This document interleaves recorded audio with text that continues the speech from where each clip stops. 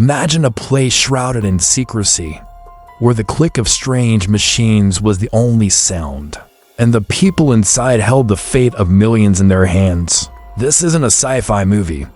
It's the very real story of Bletchley Park, a place some locals whispered about, but whose true purpose was one of the biggest secrets of World War II. What really happened behind those guarded walls? And why do tales of ghostly figures and lingering secrets still haunt its grounds to this day? Welcome back to our channel, where we explore the hidden histories and forgotten tales that lie just beneath the surface. Today, we're journeying to the heart of Britain's wartime intelligence, to a place that was once the epicenter of a secret war, Bletchley Park. We'll delve into the real stories from these now famous ground stories that go beyond the history books and touch upon the strange, the unexplained, and the reasons why for decades this was a place locals instinctively kept their distance from. It's a tale of groundbreaking genius, immense pressure, and the lingering echoes of a past that some say never truly left. Before it became the nerve center for Allied code breaking, Bletchley Park was a sprawling Victorian estate, complete with a grand mansion and serene gardens. But as war clouds gathered over Europe, this idyllic setting was requisitioned for a purpose so secret, its existence was denied for over 30 years. The government needed a location far from London's bombs but close enough to its corridors of power. Bletchley, with its excellent railway connections, was the perfect candidate. Thousands of people were recruited to work here, a diverse group of mathematicians, linguists, chess champions, and even crossword puzzle experts. They were sworn to absolute secrecy under the Official Secrets Act. The penalty for speaking about their work was severe, and this vow of silence created an invisible wall between the code breakers and the outside world, including the nearby towns. Locals saw trains arriving at all hours, buses ferrying people to and from the mysterious estate, but they knew better than to ask questions. The common understanding was simple: don't talk about what goes on at Bletchley. This official silence bred local speculation, turning the park into a place of rumor and mystery long before its true story was ever revealed. At the heart of Bletchley's mission was breaking the German Enigma code. The Enigma machine was an electromechanical rotor cipher device that looked like a typewriter. Every day, the German military would change its settings, creating a new code with a staggering 159 quintillion possible combinations. For the Allies, intercepting German messages was easy. Understanding them was deemed impossible. The information locked within these coded messages held the key to German U-boat movements, battle plans, and supply lines. Breaking Enigma wasn't just an intellectual challenge.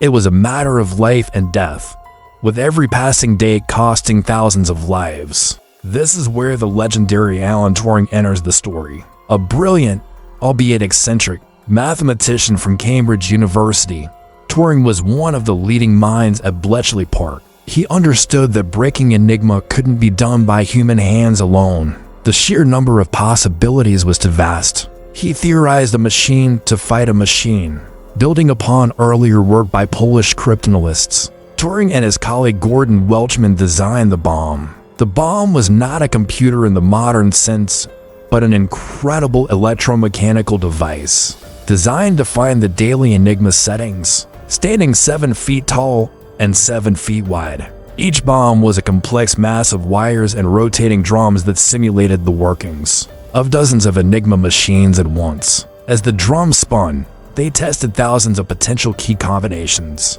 searching for a logical contradiction in the encrypted text. When the machine stopped, it meant a possible solution had been found, which was then tested by the code breakers. It was a race against time, every single day. At its peak, over 200 of these machines were running 24/7, filling entire buildings with their constant, rhythmic clicking. The sound, described by those who worked there, was deafening, a constant, mechanical heartbeat that powered the Allied war effort. The success of Bletchley Park was staggering. It's estimated that the intelligence gained from breaking the Enigma and other high-level German codes, codenamed Ultra, shortened the war by at least 2 years, saving an estimated 14 million lives. Ultra intelligence gave the Allies crucial advantages in key conflicts, like the Battle of the Atlantic, where they could reroute convoys away from German U-boat wolf packs, and in the preparations for the D-Day landings in Normandy. Yet, the heroes of Bletchley Park received no public recognition.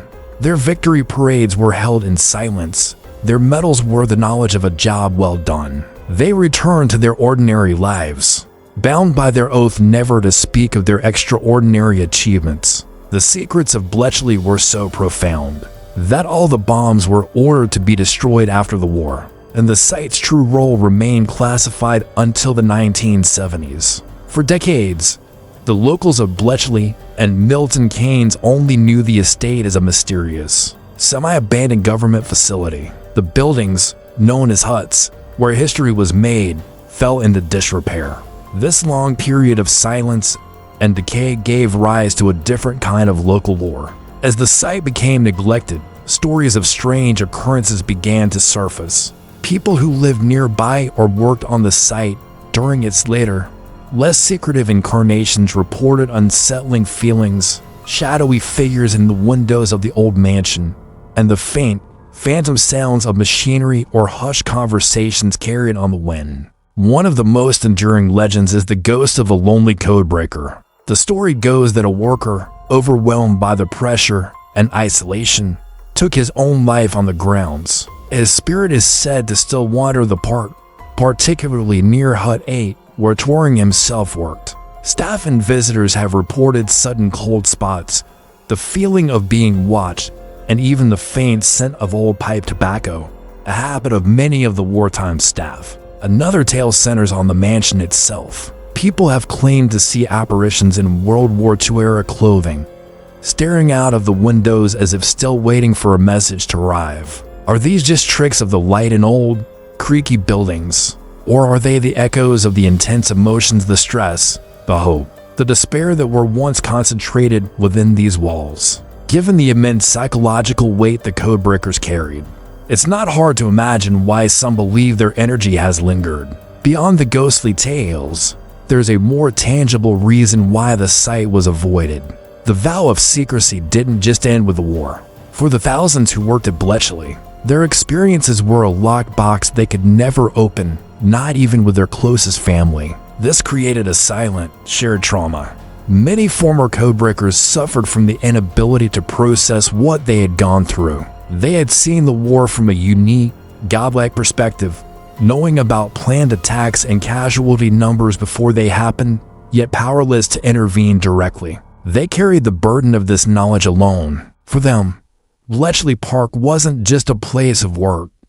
It was a symbol of a life lived in the shadows, a part of themselves they had to bury. So, for a long time, the very people who should have celebrated it as a place of triumph found it easier to simply forget and stay away. Today, Bletchley Park has been saved from demolition and transformed into a vibrant museum, a testament to the incredible people who worked there. You can walk through the restored huts, see a rebuilt bomb machine in action, and stand in Alan Turing's office. But even now, with its secrets revealed to the world, a certain atmosphere remains. Walking the grounds at dusk, when the crowds have gone home, it's easy to feel the weight of history. You can almost hear the whispered conversations, the frantic clicking of the bombs, and feel the silent, desperate hope of thousands of brilliant minds working against the clock. The stories from Bletchley Park are a powerful reminder that history is made not just on the battlefield, but in the quiet, secret places we rarely hear about. The Codebreakers' legacy isn't just in the war they helped win, but in the technology they pioneered, which laid the groundwork for the digital world we live in today. Every time you use a computer or a smartphone, you are touching a piece of their legacy. What do you think? Are the ghostly tales simply a product of a place with a long, secret history, or could the intense emotions experienced at Bletchley have left a real, lasting imprint on the location? Let me know your thoughts in the comments below. Thank you for joining us on this journey into the secrets of Bletchley Park. If you were captivated by this story of hidden heroes and lingering mysteries, please give this video a thumbs up and consider subscribing to our channel. We have so many more untold stories to share with you. Hit that notification bell so you won't miss our next exploration into the forgotten corners of history. Until next time, stay curious.